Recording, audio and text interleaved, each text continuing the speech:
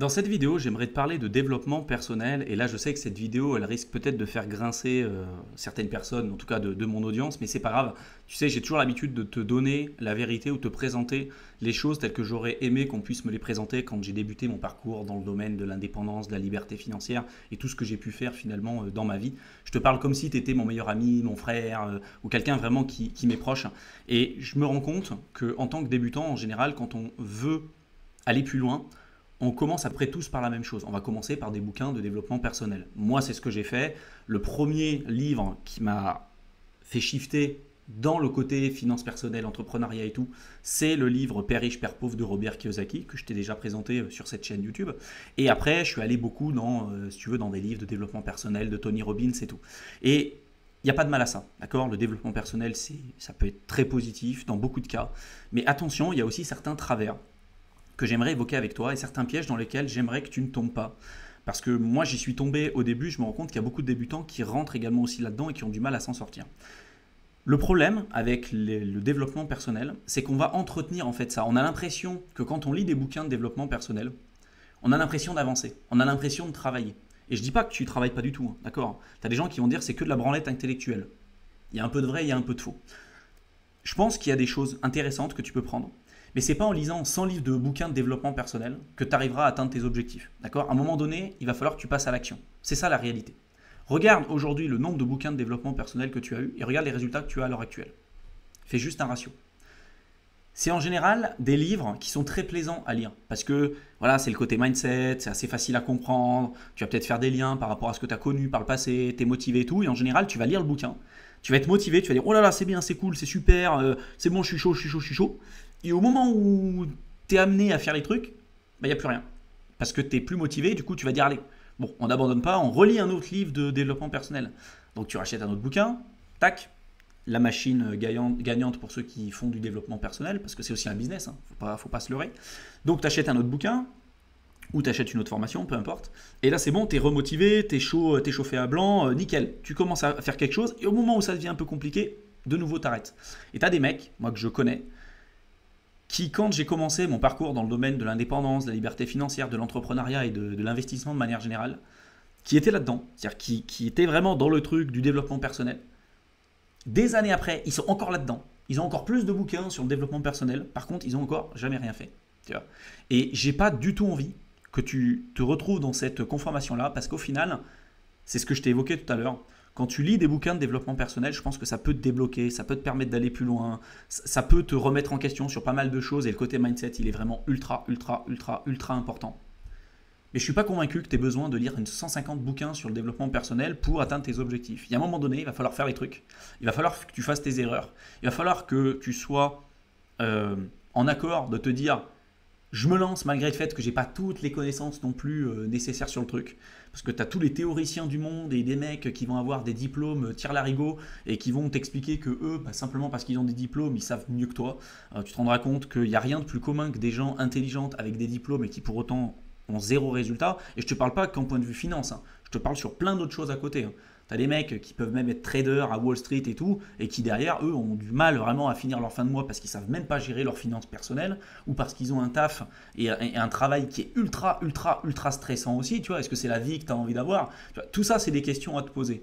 Et je pense que, comme je te dis tout le temps sur cette chaîne YouTube, tu as toujours un équilibre entre le temps que tu vas passer à générer ton argent, le stress que ça va engendrer, et finalement les niveaux de revenus que tu veux générer, donc le niveau de vie que tu vas avoir. Tu vois, c'est toujours un équilibre vis-à-vis de tout ça. Et tu auras toujours, tiens, je veux gagner plus d'argent, peut-être que ça va générer plus de stress, peut-être qu'il va falloir passer plus de temps là-dessus. Si tu veux passer plus de temps là-dessus, c'est du temps que tu ne peux pas allouer ailleurs. Tu ne pourras pas passer à voyager, que tu ne pourras pas passer à apprendre des nouvelles compétences, que tu ne pourras pas passer auprès de ta famille. Et on n'est pas éternel. Hein. On ne sait pas quand est-ce que malheureusement l'horloge va s'arrêter pour chacun d'entre nous. Et tu vois, c'est ça pour moi le plus important. Et du coup, travailler et lire des bouquins de développement personnel, je pense que c'est bien, je pense que c'est intéressant et je pense que ça peut faire le déclic pour beaucoup de débutants. Et c'est ça au final le plus dur au départ. Parce que avant tout, de pouvoir te dire je vais me lancer dans le domaine de l'indépendance, de la liberté financière, en fait, l'étape 1, c'est quoi? L'étape 1, avant de te dire j'investis dans quoi? C'est déjà croire que c'est possible pour toi. Tu as des gens, déjà l'étape 1 de savoir que c'est possible pour eux, ça n'arrive jamais. Tu vois? Donc déjà, juste d'avoir ce déclic de te dire, ah, c'est possible pour moi. Je savais même pas que ça existait. Putain, c'est possible. Déjà, tu as un déclic, c'est déjà dingue. C'est déjà dingue. Moi, ce déclic, je l'ai eu à 24 ans.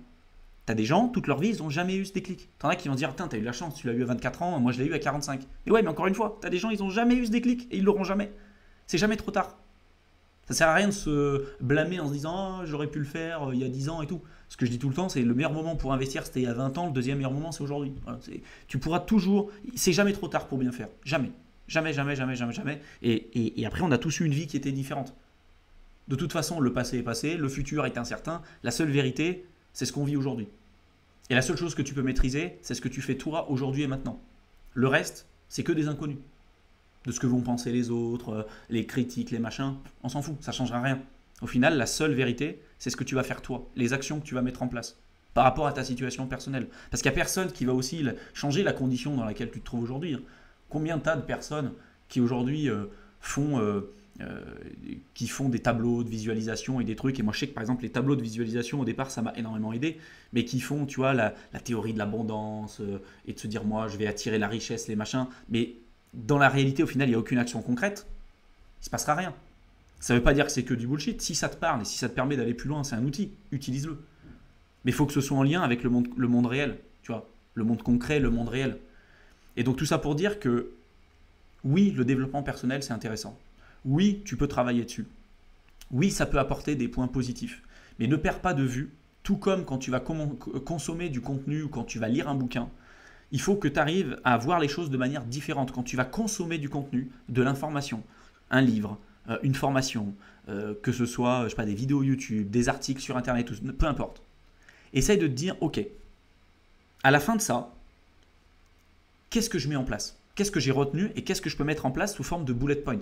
Moi aujourd'hui, par exemple, les bouquins, je les lis plus, c'est un peu con de te dire ça comme ça, mais du début jusqu'à la fin. C'est-à-dire que je vais regarder la table des matières et je vais me dire, ok, ça m'intéresse, ça m'intéresse pas, ça m'intéresse, ça m'intéresse, ça m'intéresse. Et je m'en fous du storytelling. Je suis pas là pour qu'on me raconte une histoire, je suis pas en train de lire Harry Potter, tu vois. Je suis là pour comprendre des choses, développer mes compétences, où je suis venu chercher un savoir spécifique. Et à chaque fois que je vais lire quelque chose, j'essaye, c'est pas tout le temps simple, hein, je suis humain aussi comme tout le monde, mais j'essaye de me dire, ok, ce bouquin, ce qui est intéressant et l'essence de ce que je veux, c'est ça.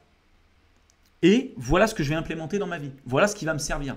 Tu n'es même pas obligé de lire le bouquin en entier. Tu n'es même pas obligé de l'acheter. Des résumés de bouquins sur Internet, il y en a plein. Des résumés, même des livres audio résumés, tu en as plein. Tu as plein d'entreprises aujourd'hui qui font ça. Tu n'es même pas obligé de lire le bouquin parce que tu as même des résumés sur YouTube avec les meilleures infos. Ça peut te permettre de gagner un maximum de temps et de passer à l'action. La lecture, pour moi, c'est super intéressant, mais ce qui va vraiment être le plus décisif, je pense, pour toi, c'est l'implémentation.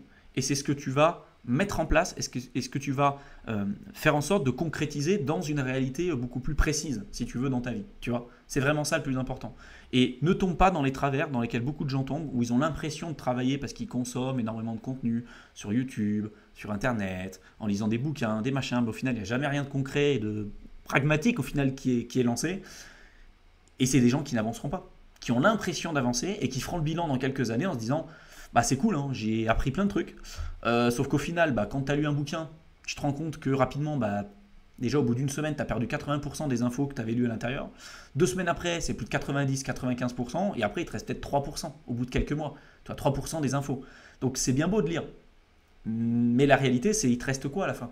Tu t'en fous d'être une encyclopédie ambiante, tu vois, de savoir tout, comment ça se passe et tout. Tu vas vraiment apprendre en mettant en mettant en place les choses et en faisant des erreurs. C'est en faisant des erreurs, tu diras ah bah oui tiens je pensais que c'était comme ça, bah non, finalement c'est pas comme ça, je vais me remettre en cause, je vais essayer autre chose et tout. Moi je sais que je suis très comme ça et au départ, pendant très longtemps, j'étais en mode il faut que je creuse le truc au maximum et je pouvais passer 8 mois à me former sur un sujet, de rien faire du tout et au final d'être tétanisé parce que je me rendais compte que plus j'apprenais, plus je me rendais compte que c'était compliqué et difficile, plus j'avais envie d'anticiper, mais moins j'avais envie de passer à l'action. Et à un moment donné, il va falloir que tu passes à l'action. Et plus tôt tu passes à l'action, plus tôt tu feras tes erreurs, plus tôt tu te relèveras, plus tôt tu comprendras comment ça fonctionne et plus vite tu iras loin. Tu vois? C'est ça vraiment le plus important. Donc, vraiment, ne tombe pas dans les travers du développement personnel ou de tout ce que tu vas pouvoir retrouver en termes de contenu sur Internet. vraiment voient la consommation d'informations de manière totalement différente de la majorité des gens. La plupart des gens viennent sur YouTube pour se divertir, même si ce n'est pas forcément un contenu divertissant, mais de se dire, ok, je vais regarder du contenu. Ils peuvent regarder sur YouTube des fois 4 heures de vidéo, puis à la fin de la journée, qu'est-ce que tu as appris? Voilà. Tu viens le lendemain, tu leur poses une question, qu'est-ce que tu as appris? Pas grand-chose. Voilà. Et donc, il faut jamais que ça t'arrive. Enfin, jamais. C'est difficile, on est tous humains, mais essaye que ça ne t'arrive le moins possible. Vraiment que ça t'arrive le moins possible. Et toujours te dire qu'est-ce que je peux implémenter aujourd'hui et vraiment passe à l'action. C'est vraiment ça le plus important. J'espère en tout cas que cette vidéo t'aura plu, qu'elle t'aura intéressé, qu'elle t'aura été utile. Si tu veux aller plus loin sur le domaine de l'indépendance et de la liberté financière, je t'ai préparé un programme de formation offert de plusieurs heures que tu peux rejoindre simplement en cliquant dans le lien que je t'aurai mis dans la description de la vidéo. Tu cliques dessus, tu rentres ton adresse mail et je t'enverrai le contenu directement dans ta boîte de réception. Je te souhaite une excellente fin de journée et je te retrouve dans une prochaine vidéo. À bientôt.